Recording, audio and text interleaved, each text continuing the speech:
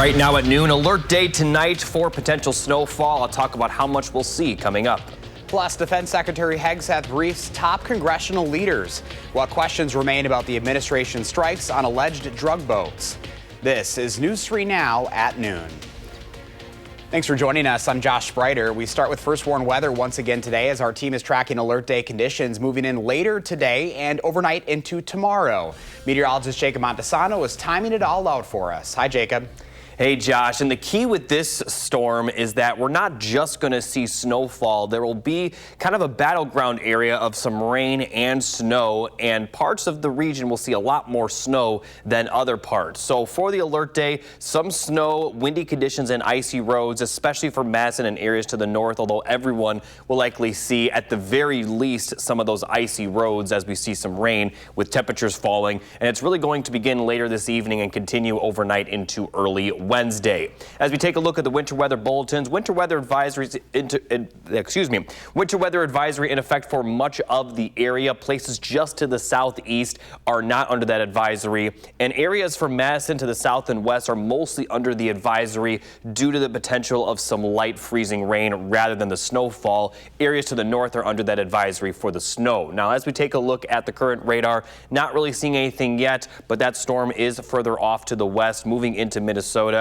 and it is going to track across our area as we head into the evening. So I'll time all of this out and show you how much snow we're going to see and show you another alert day for cold weather towards the end of the week. Of all of that coming up a little bit later in the forecast. And it's only December. A lot of winter left. Thank you, Jacob. Track the forecast for yourself on the First Warn weather app. It has hourly planners, road conditions, and radar. You can download it for free in your phone's app store. Just search WISC weather. Right now, Governor Evers is investing $10 million to combat crime and violence. This comes nearly a year after the Abundant Life Christian School shooting. The funds are available as grants across 5 categories. They are suicide prevention and firearm storage, evidence-based violence intervention, criminal justice initiatives, domestic violence prevention, and school-based programs. Organizations like Focused Interruption are eager to expand their violence prevention efforts with these grants. We sit down and talk with young men about violence that is happening throughout our community, but then also our outreach team that responds to on the scene of violent crimes, but then also responding to the hospital. Grant applications are due by the afternoon of January 16th. Democratic lawmakers are pressing the Trump administration for more information about its operation against alleged drug boats off the coast of Venezuela.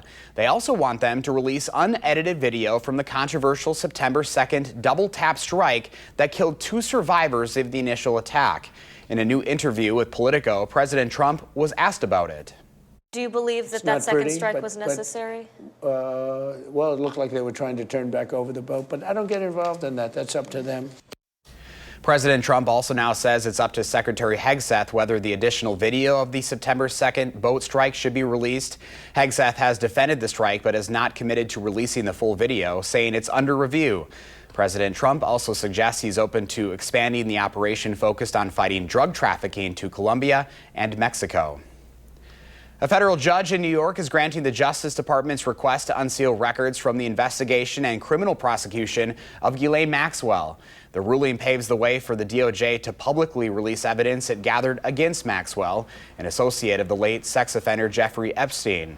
The documents will be redacted to protect victims' identities and other identifiable information. It's not yet clear when the DOJ plans to release the documents or how much of the material will be new. The Department of Justice's Division of Forensic Sciences is calling for more investments in state crime labs. The call comes after new data shows rising positive tests for meth and fentanyl. Last year, more than 1,700 state crime lab cases tested positive for meth, the highest number since 2017. Cases where evidence tested positive for fentanyl rose from 765 to just over 1,000 between 2023 and 2024. State lawmakers are unveiling a renewed push for paid family and medical leave. Representative Francesca Hong, Kaylin Haywood, Alex Jors, and Senator LaTanya Johnson reintroduced the bill today in the Assembly parlor. They say economic pressures make it hard for families to balance work and family life. The lawmakers describe paid leave as a strategic investment in the prosperity and resilience of our communities. The man accused of faking his own death and leaving for Europe is now out of jail. Online court records show Ryan Borgward was released as of December 2nd. In August, he was sentenced to 89 days in county jail after pleading no contest to obstructing an officer. Last year, investigators presumed him dead when his kayak washed ashore after he was reported missing. By November, authorities located him in Europe and he voluntarily returned to the U.S. Well, check out this scary situation on I-794 in Milwaukee Monday. Deputy body camera video shows the moment emergency crews pulled a woman out of the back window of her car as one side hung over a retaining wall. They broke the SUV's back window and the driver crawled out to safety. She says she was on her way to work when she was hit by a red sedan. That driver told deputies he was trying to avoid rear-ending another car when he swerved and hit her. Both drivers are luckily okay. The driver of the red car was cited for unsafe lane deviation. An entire backyard poultry flock in Marquette County is dead after catching bird flu. DATCAP says the virus can spread through contact with infected birds, equipment, clothing, or with wild birds and their droppings. Livestock owners are encouraged to adopt strong biosecurity measures such as hand washing, disinfecting equipment, and restricting access to animals in order to curb the spread of bird flu. Well, after beating the Chicago Bears, the road to the playoffs doesn't get any easier for the Packers. This Sunday, the green and gold are heading to Colorado to take on the Denver Broncos. With a record of 11-2, the Broncos are tied with the Patriots for the best record in the NFL. Meanwhile, the Packers have a slim lead in the NFC North and the 2 seed in the NFC. You'll be able to watch that game Sunday right here on News 3 Now. Kickoff is scheduled for 3:25. Coming up next on News 3 Now at noon, how Domino's is celebrating its 65th birthday today. Plus, how the U.S. is cashing in on NVIDIA, selling computer chips in China.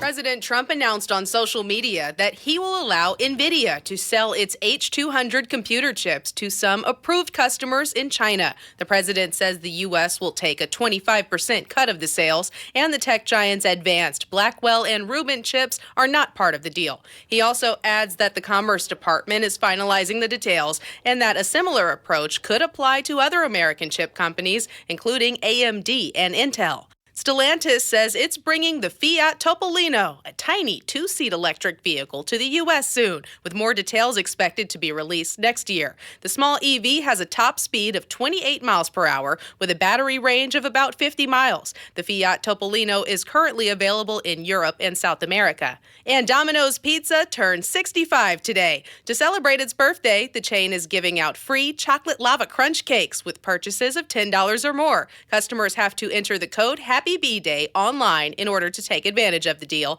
The offer lasts through December 22nd. That's your CBS News Money Watch report. For more, log on to CBSMoneyWatch.com. At the CBS Broadcast Center, I'm Jesse Mitchell. Here's a look at the current stock numbers at the noon hour. The Dow is down 81 points. NASDAQ is up, though, 60. The S&P 500 also up this hour, 3. Our call for action volunteers are in the building today, taking your consumer complaints and taking action on your behalf. Call for action at 608-270-2833 or submit a claim anytime at channel3000.com/call-for-action. Pam has today's farm numbers up next, and Jacob is tracking the first warn forecast. And later on Live at 4, deciding how much to tip during the holidays can be overwhelming. We'll have advice on who to tip and just how much.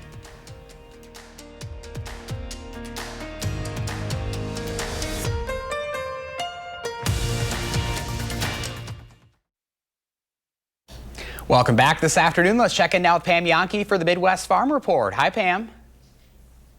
Hey, Josh. Yeah, today we're following up on the announcement made yesterday by USDA on the $12 billion Farmer Bridge Assistance Program that's going to be rolled out through our local Farm Service Agency offices. Just a couple details for the farmers that may not have slowed down to take in all the information. First of all, it's actually going to be $11 billion. Yesterday, U.S. Ag Secretary Brooke Rollins made the announcement with the president in the room. He said 12, she said 11. They're holding $1 billion back to make sure all bases are covered as the program program unfolds. Money will be in the farmers' pockets, we're told, beginning as soon as possible, and will definitely be in their accounts by February 28th of 2026.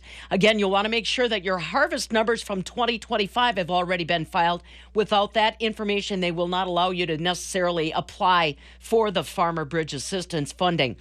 Crops in Wisconsin that we're looking at that have been covered under this program: corn, oats, peas, barley, wheat, and obviously soybeans, the big one that everybody's been talking about. This program does not cover dairy, does not cover beef, does not cover pork. So there are still plenty of producers out there that are not going to be seeing necessarily much, if anything, in the Farmer Bridge Assistance funding. This is primarily driven towards row crop farmers and specialty crops in the South. So make your appointment with your local Farm Service Agency office and try to be patient and pleasant, please. That helps everybody. It was a pleasant event. The Wisconsin Farm Bureau Federation wrapped up their annual meeting yesterday in Wisconsin Dells, the 106th. Congratulations to Brad Olson from Polk County, reelected as president of the Wisconsin Farm Bureau Federation. He and his wife, Vicki, farm more than 600 acres of crops up outside of Frederick in Polk County, and he's got 2 children, 2 grandsons. He'll take on the responsibilities of leading Farm Bureau again next year. And then Brian Pretter, a buddy of mine from Wyowega and Wapaka County, was named the president of the Rural Mutual Insurance Company Board. He is a producer himself, again, and represents Langlade, Marinette, Oconto, Outagamie, Shawano, and Wapaka County. He's got hundreds of acres in northeast Wisconsin as a landowner and custom operator. And then Joe Brager, going to be vice president of both the Farm Bureau Federation and Rural Mutual Insurance. So that's the wrap-up from the 106th annual convention of the Wisconsin Farm Bureau Federation that wrapped up yesterday in Wisconsin. Tomorrow, maybe we'll get a chance to talk a little bit about some of the issues that they decided they want to pursue policy-wise. So the markets are not paying any attention really to the $12 billion or $11 billion, whichever you want to believe, coming in farmer assistance. The market says, hey, we already knew this was coming. It was just a matter of when. Paperwork was going to be in place. So not much reaction there. In fact, soybeans have been down. Pork is down because China is not fulfilling the agreement that it gave to the U.S. government earlier in November. So we're still waiting, kind of clicking down to the end of the calendar year. Dairy today, barrel cheese and butter remain unchanged. But boy, 40-pound block cheese, another 3/4 cent lower on a Tuesday, closed at $1.34 3/4 per pound. And Josh, like I said, I want to remind folks, don't jump the gun. Most of the money that's going to be coming to our Wisconsin farmers through this Farmer Bridge Assistance is going to basically go from their bank account to their co-op, to their seed dealer, to their herbicide, to the fertilizer, all the commitments that they've already made for 2026 inputs. Most of the money that they're going to see is going to go right back out to the agribusiness providers that they work with for next year's crop. All right, some good stuff to know today, Pam. Thank you. Appreciate you. Well, we're tracking some alert days conditions moving in. Here's meteorologist Jacob Montesano with the very latest. Hi, Jacob. Hey, Josh. The first alert day, yes, that's right, there's 2 in the forecast. That will begin later this evening and continue tonight into Wednesday. We'll see some snow, windy conditions, along with some icy roads, as for a brief period, temperatures will be warm enough for where we're going to see rain before they plummet back down, and all that rain that has fallen will likely freeze over. It also could freeze on contact, since the surface right now is very cold, despite the fact that for a brief period, the air will be above freezing. So here's a look at the timing of all this. It'll move in around 3 to 5 p.m., a little bit earlier for areas to the west, a little bit later for places to the east. And it will start out as snow for just about everybody, maybe some freezing rain. But after sunset, the temperatures are actually going to warm up a bit. And so this rain snow line that you're seeing, that's going to make its way further north. And Madison and surrounding areas, especially to the south, will likely see rain for a period of time. I'd say for those of you near and especially north of the Dells, all snowfall is expected from this. But then as we get towards the later overnight hours, past midnight, temperatures will cool back down. And then by sunrise, we are going to see the rain get replaced by snowfall again.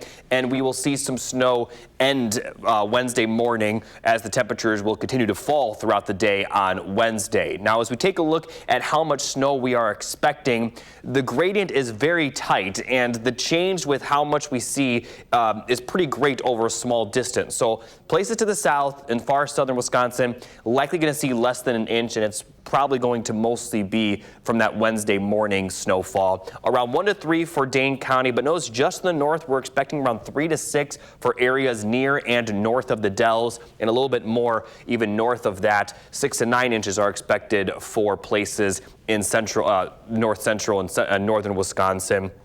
But if the rain snow line stays a little bit further south than expected, this 3 to 6 could move south across Dane County. It also could make its way further north. So it's going to be pretty different for areas to the north compared to areas to the south because of where that rain snow line is expected to make. Now, again, places to the south of Madison will still see some falling snow, and everyone will likely see at least slippery roads because areas to the south that see the rainfall will likely see the rain freeze over as temperatures will get really cold after the system, and they're going to continue to fall as we head into next weekend where we have our second alert day for bitter cold temperatures. Now, as we take a look at the wind chill forecast for today, we're going to see wind chills in the 20s, cooling down throughout the day on Wednesday. So for Wednesday, they're going to start in the teens, and then by the afternoon, the wind chills will be in the single digits. Thursday will definitely be very cold with wind chills possibly getting into the negative teens, but the coldest air will be still yet to come. That's going to be over the weekend. Friday cold, but not bitterly cold until we get to Friday night.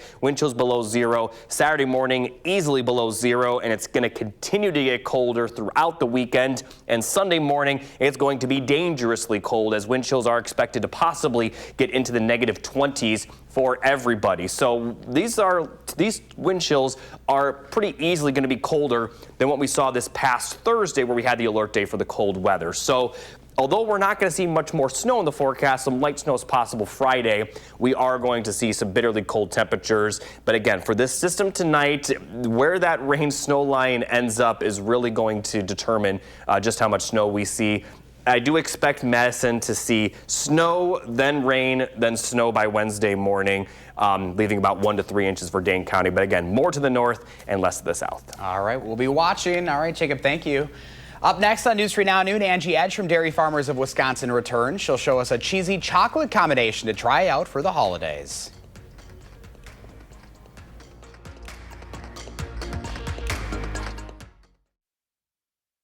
Angie Edge from Dairy Farmers of Wisconsin is back with us. And of course, what's more cheesy than the holiday season around here, right? And you have so many different pairings here. I know. Happy holidays. And towards the holidays, people really love to bake. They love to indulge. And we have some great treats today that are both sweet and salty together. Very simple, only 4 ingredients. So when you do your Christmas baking, this might be a fun one to try. I can smell the blue cheese. Yes, you can smell the blue cheese. So blue cheese and chocolate go really great together. So we've used these little cups, and what you do is you use a high quality milk chocolate and you pour it into the little muffin cups, or you can brush it on with a paintbrush as well, and you're going to make your own chocolate molds. Oh, cool. And so you put it in the refrigerator for about an hour, and then you repeat that step, so you get your own little chocolate cup, and then you fill it with 1 tablespoon of blue cheese, some dried apricots and dried cranberries, and you get these cute little dessert cups. So cute, yes. And also you can drizzle a little bit of honey on it as well, but it's really fun, it's really easy, and I know there is a lot of Wisconsin blue cheese lovers out there, so you get that full earthy flavor of the blue cheese along with the chocolate, and then a little bit of sweetness of those dried fruits as well. Let's talk about blue cheese a little bit, because this is kind of a unique sort of situation. Yeah, a lot of people wonder, why am I eating moldy cheese, right? So blue cheese is a really great cheese, and during the initial cheese make process, when you have those milky curds, they're adding an edible blue cheese mold, the penicillin roquefort, and then later through on the process, once the cheese is starting to age, they actually pierce the cheese with like metal prongs, and then the air gets in the cheese and starts to build those beautiful blue cheese veins. So, that's so cool. So it's really a fun process, but we make a lot of blue cheese here in Wisconsin. The blue cheese we're featuring today is from Roth Cheese. They're actually headquartered in Stoughton, Wisconsin. There we go. And have several plants around Wisconsin as well. They use the high quality milk from the dairy farms to make the buttermilk blue is their traditional blue, and then the Affinee, which is aged foliage for about 6 months. So depending on what kind of blue you like, they also have a moody blue if you like a smoked blue, gorgonzola, but it just really has that full earthy flavor. I don't know about you, but if I'm looking for a fun snack, I'll just have a cracker with some blue cheese and honey, and it's that's all you need. That's all I need. So that's blue awesome. cheese is a favorite by many, and we make a lot of award-winning blues here in Wisconsin. And we can find a lot of these locally, too? Yes, you can find all of these locally, probably at any of your grocery stores. You can find that Proudly Wisconsin label. You can find it, you know, pretty much at any Madison grocery store, the blue cheese. Amazing. Where can we find these recipes? You can find the recipe at wisconsincheese.com for the buttermilk blue cups, and really have fun with your baking this holiday season. Also, the gift of cheese is like something I want to remind people for the holidays. A gift basket of Wisconsin cheese is the ultimate gift for the cheese lover in your life. Perfect for entertaining, right? Yes. Awesome. So you can bring these to a party as well. Super easy. Thank you, Angie. Happy holidays. Happy holidays. We appreciate it.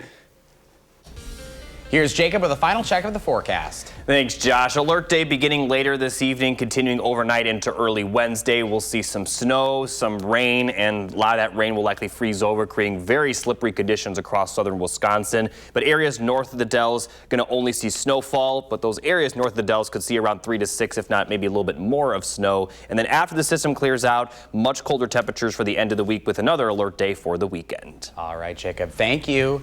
Thanks for watching News 3 Now Noon. Coming up next is The Bold and the Beautiful. Our next newscast is live at 4. And a reminder, you can find us streaming 24/7 on Channel 3000+.